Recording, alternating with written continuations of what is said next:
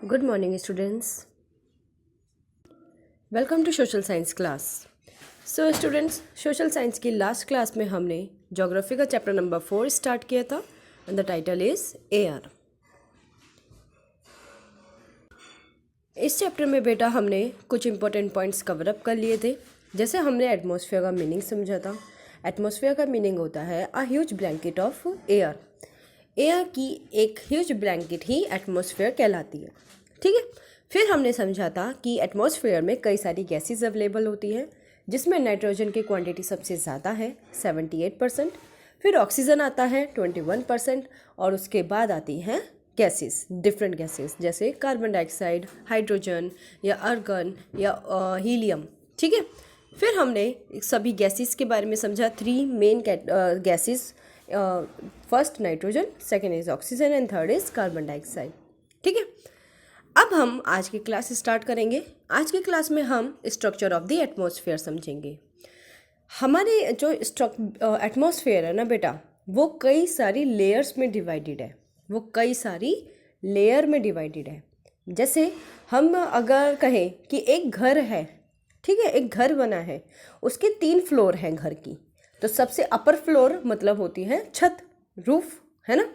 ऐसे ही हमारा एक एटमॉस्फेयर है जिसकी अपनी कुछ लेयर्स होती हैं जो स्टेप बाय स्टेप ऊपर बढ़ती चली जाती है।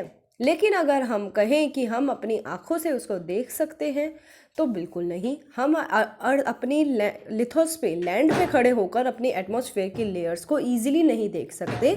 हमें उसके लिए या तो रॉकेट लेना पड़ेगा या फिर साइंस का टेक्नोलॉजी को यूज़ करना पड़ेगा। ठीक है। तो फर्स्टली हम पढ़ते हैं स्ट्रक्चर ऑफ एटमॉस्फेयर। हाँ, our atmosphere is divided into 5 layer starting from the earth surface. हमारी एटमॉस्फेयर की अर्थ सरफेस से अगर हम स्टार्ट करें तो हमारी एटमॉस्फेयर के 5 लेयर्स होते हैं। कितने लेयर्स होते हैं? 5। First troposphere, second stratosphere, third mesosphere, fourth thermosphere and fifth is exosphere. ठीक है। चलो अब पढ़ते हैं पहले हम troposphere. Troposphere is the layer is the most this layer is the most important layer of the atmosphere.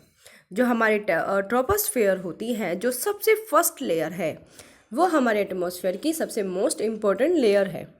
इसकी हाइट होती है 13 किलोमीटर की। यहाँ ये वो एक लेयर है जहाँ the air we breathe exist here, जिस हवा में हम सांस ले सकते हैं, इस लेयर पे वही एयर अवेलेबल है। Almost of the all the weather phenomena like rainfall, fog, hail storm occur in this layer.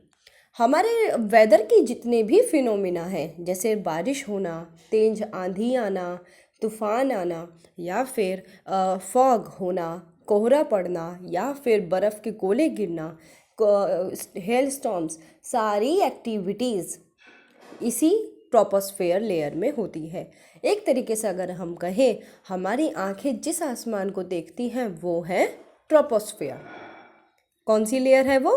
Troposphere. ठीक है। ये माउंट एवरेस्ट से 13 किलोमीटर तक की दूरी तक ही होती है सिर्फ। ठीक है। फिर आती है सेकेंड लेयर जो है स्ट्रेटोस्फेयर। कौन सी लेयर है ये? Stratosphere. Okay. Above the troposphere lies the atmosphere. It extends up to a height of 50 kilometer. This layer is almost free from cloud and associated weather phenomenon, making conditions most ideal for flying aeroplanes. One important feature of this stratosphere is that it contains a layer of ozone gas. Underline, we have just learned how it protects us from the harmful effect of the sun rays. हमारी इस atmosphere की second layer होती है बेटा stratosphere.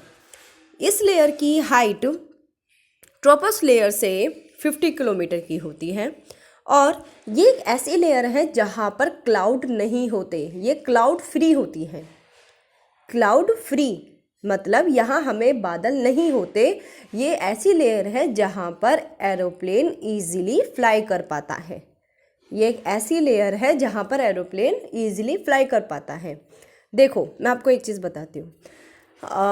जब ना मैं छोटी थी, मैं हमेशा ये सोचती थी कि जब बादल बिजली कड़कती हैं या फिर बारिशें होती हैं तो ये जो एरोप्लेन हवा में उड़ते हैं उनको क्यों उनको तो बिजली लगती होगी, बिल्कुल हम ये सोचा करते थे।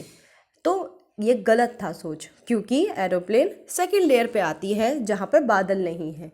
और जितनी भी बारिश होना या बिजली का कड़कना, ये सारी एक्टिविटी वहीं हो सकती है जहाँ पर हमें बादल मिले, क्लाउड मिले। और जो एरोप्लेन है वो कौन सी लेयर पे उड़ता है? स्ट्रेटोस्फेयर में। इस वजह से कई बार हमें एरोप्लेन के उड़ने की आवाज़ तो आ रही होती है, लेकिन हमें एरोप्लेन स्काई की तरफ अगर हम देखेंगे, बादल की तरफ, आसमान में देखेंगे तो एरोप्लेन हमें शो नहीं हो रहा होता, दिख नहीं रहा होता। तो इसका मतलब है कि एरोप्लेन स्ट्रेटोस्फेयर पे चल रहा है। वो उस समय हमें सिर्फ सुनाई उसकी आवाज़ आ सकती है, लेकिन वो दिखाई नहीं देता।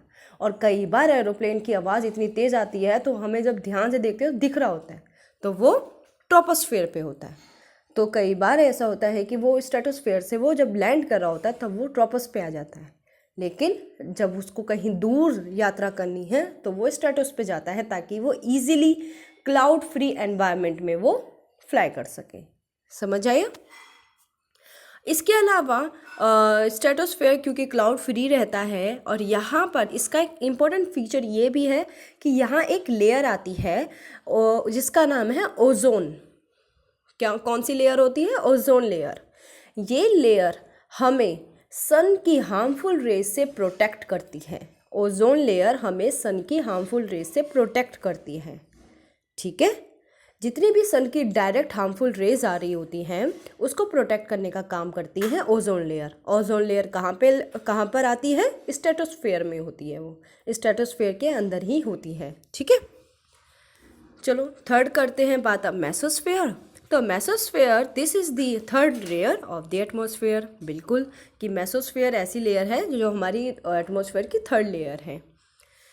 अब it lies above stratosphere, it extend up to the height of 80 kilometre. Meteorites burn up in this layer on entering from the space. अब क्या होता है, मेसोस्फेयर की जो हाइट है वो स्ट्रेटोस्फेयर से 80 किलोमीटर की अबव में है। ठीक है, जब कई बार हमने रॉकेट को देखा होगा जाते हुए, आपने न्यूज़ चैनल्स में देखा होगा, और अगर नहीं देखा तो अब यूट्यूब पे ज़रूर देखना, और जब भी आगे कभी रॉकेट लॉन्च होता है ज़रूर देखना। जब रॉकेट लॉन्च होते हैं तो जब हमें कुछ दूरी तक रॉकेट दिखता है और फिर कुछ दूरी के बाद रॉकेट हमें नहीं दिखता, वो स्ट्रेटोस्फेयर में आकर हमें नहीं दिखना बंद हो जाता है। लेकिन जैसे ही वो स्ट्रेटोस्फेयर से मेसोस्फेयर में आता है तो वो अपने दोनों तरफ का जो मेटेरॉइड्स होते हैं वो जल जाते हैं और वो हट के गिर जाता है, और बाकी का रॉकेट मेन पार्ट ऊपर और एटमॉस्फेयर की लेयर्स में चला जाता है। तो जो मेटेरॉइड बर्न होते हैं वो कौन सी लेयर में होते हैं? मेसोस्फेयर में होते हैं। कौन सी लेयर में होते हैं? मेसोस्फेयर में। ठीक है, अब आती है बात thermosphere, the fourth layer of atmosphere. इसकी in thermosphere temperature rises very rapidly with the increasing height. जैसे जैसे हम ऊपर जा रहे हैं बेटा, देखो पहले ट्रोपोस्फेयर है, यहाँ पे क्लाउड है, इसलिए यहाँ पे बारिश और धूल धूप सब एक्टिविटी हो रही है। लेकिन सेकेंड लेयर पे स्ट्रेटोस्फेयर में बादल नहीं है, इसलिए यहाँ पर हमें कोई भी एक्टिविटी होती नहीं दिखती। हम मेसोस्फेयर में आए तो यहाँ पर थोड़ी हीट हमें देखने को मिली, क्योंकि तभी तो हमारे मेटेरॉइड बर्न हो रहे हैं, जल रहे हैं मेटेरॉइड। ठीक है, अब मेसोस्फेयर से जैसे ही हम थर्मो में जाएंगे, थर्मोस्फेयर में, यहाँ पर हमें हीट का लेवल हाई दिखता है, सबसे ज़्यादा दिखता है थर्मोस्फेयर, इसलिए इसको बेटा थर्मोस्फेयर बोला गया। थर्मो मतलब हीट। ठीक है, और ionosphere is the part of this layer. Ionosphere भी एक थर्मोस्फेयर का ही पार्ट होता है, इसीलिए इसको थर्मोस्फेयर और आइनोस्फेयर दोनों एक ही नाम से बुलाया जाता है। अगर आप कहोगे आइनोस्फेयर तो मतलब हम थर्मोस्फेयर की बात कर रहे हैं, और अगर हम कहें थर्मोस्फेयर तो मतलब हम आइनोस्फेयर की बात कर रहे हैं। दोनों इक्वल है, दोनों अलग अलग नहीं है, ठीक है। It extend between 80 to 400 kilometre. This layer help in radio transmission. ये लेयर ऐसी लेयर होती है जहाँ से हमें रेडियो की ट्रांसमिशन मिलती है। मतलब रेडियो अपनी जो एक्टिविटी कैच आउट करता है, जितनी भी हमारे रेडियो, टेलीविज़न, मोबाइल, जितनी भी ये ट्रांसमिशंस होती हैं वो आइनोस्फेयर मतलब थर्मोस्फेयर से ही होती हैं। In fact, radio wave transmitted from the earth are reflected back to the earth by this layer। और इसी लेयर के वजह से रेडियो की जो भी ट्रांसमिटेड होती है वो अर्थ तक दोबारा लौट के आ जाती है, ठीक है। लास्ट लेयर आती है एक्सोस्फेयर। कौन सी है? Exosphere. The upper most layer of the atmosphere is known as exosphere. This layer has very thin air. Light gases like helium and hydrogen float into the space from here। Exosphere atmosphere की सबसे 5th layer है, और यहाँ पर air बहुत ही पतली होती है, बिल्कुल थिन होती है इसके, और यहाँ पर जो गैसेस मिलती हैं वो हीलियम और हाइड्रोजन है, ठीक है। और यहाँ पे हीलियम और हाइड्रोजन गैसेस हमें मिलती है। चलो इसके आगे मैं नेक्स्ट पार्ट में आपको बताती हूँ।